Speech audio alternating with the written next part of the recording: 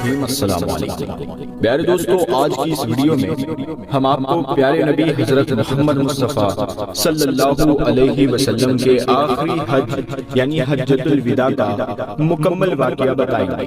اس video میں ہم آپ کو بتائیں گے کہ حج کے سفر کی شروعات سے لے کر پورا حج مکمل ہونے تک کیا کیا ہوا اور کن کن منظروں کو دیکھا گیا۔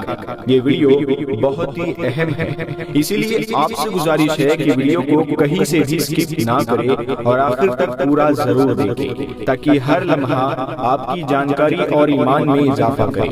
اور ہاں دوستو، اگر آپ نے ابھی تک ہمارا چینل سبسکرائب نہیں کیا ہے تو فوراً سبسکرائب کر لے اور ساتھ میں لگے بیل آئیکن کو بھی ضرور دبا دیں تاکہ ہر نئی ویڈیو آپ تک وقت پر پہنچتی رہے۔ دوستو، بات ہے 10 ہجری کی، جب حضور صلی اللہ علیہ وسلم نے حج کرنے کا ارادہ فرمایا۔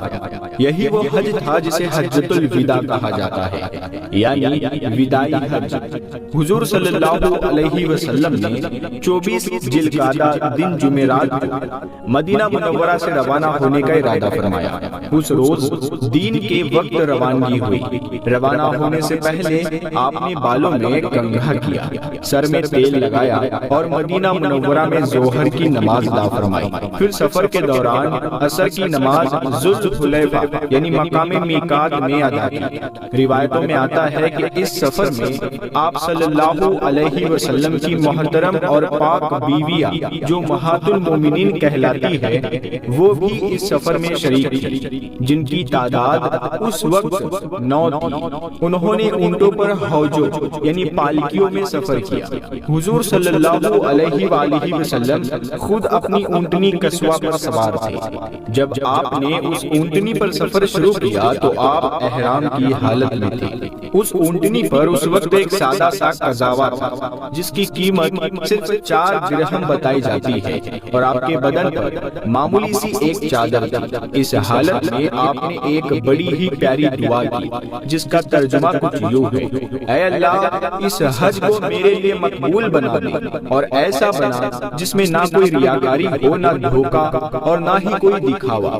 دوستو، روایت ہے کہ اس سفر کے دوران حضرت جبرائیل علیہ السلام حاضر ہوئے اور انہوں نے حضور صلی اللہ علیہ وسلم سے کہا کہ آپ اپنے صحابہ کو حکم دے کہ وہ تلبیہ یعنی حج کی گھوشنا میں اپنی آواز بلند کریں، کیونکہ یہی حج کا نعرہ ہے۔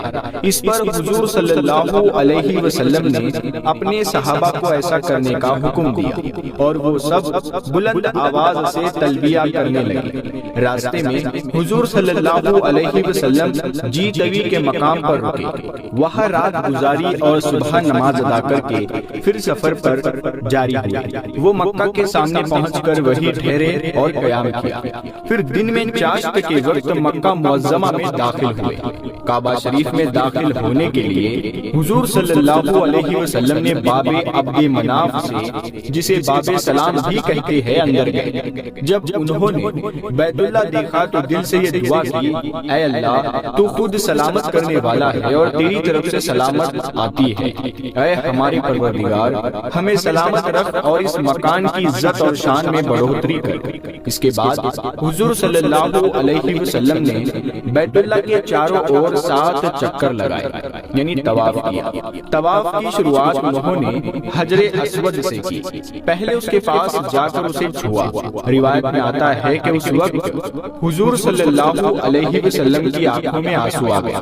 پہلے 3 چکر رمل کے ساتھ لگائے یعنی تیز رفتار سے سینہ تان کر، اور باقی 4 چکر آرام سے دھیرے سے لگائے۔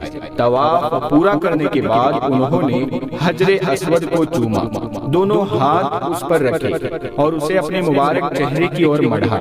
طواف مکمل ہونے کے بعد حضور صلی اللہ علیہ وسلم مقام ابراہیم کے پاس تشریف لے گئے اور وہاں 2 رکعت نماز ادا فرمائی۔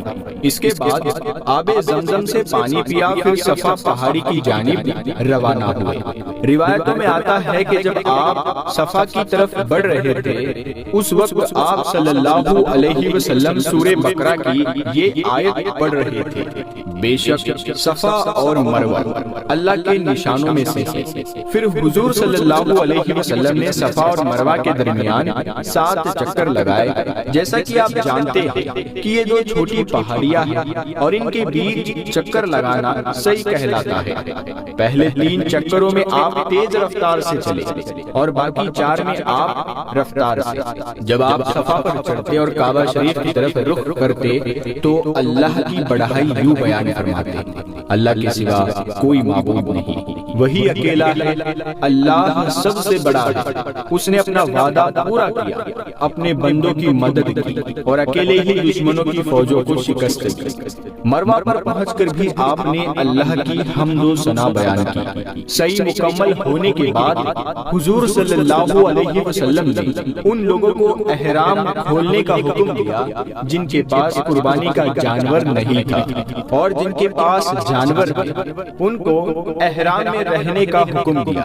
روایتوں میں آتا ہے کہ 8 ذی الحجہ کو حضور صلی اللہ علیہ وسلم مینا کے لیے روانہ ہوئے۔ روانہ ہونے سے پہلے جن لوگوں نے عمرہ کر کے احرام کھول دیا تھا انہوں نے دوبارہ احرام باندھ لیا۔ مینا پہنچ کر حضور صلی اللہ علیہ وسلم نے ظہر، عصر، مغرب اور عشاء کی نمازیں وہی ادا کی اور اسی رات مینا میں آرام فرمایا۔ وہ رات جمعہ کی رات تھی۔ اگلی صبح کی فجر کی نماز بھی وہی پڑھی۔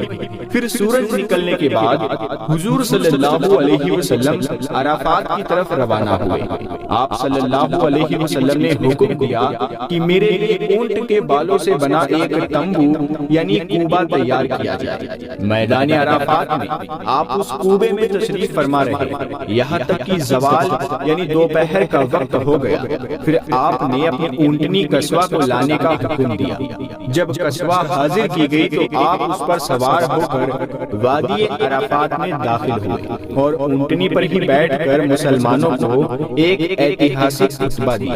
حضور صلی اللہ علیہ وسلم نے فرمایا: اے لوگوں میری بات غور سے سنو، مجھے نہیں معلوم کہ اس سال کے بعد میں اس مقام پر تم سے ملاقات کر سکوں گا یا نہیں۔ تمہاری جانیں، تمہارا مال ایک دوسرے پر ویسے ہی حرام یعنی محفوظ ہے جیسے اس مبارک دن اور اس مبارک مہینے کی حرمت ہے۔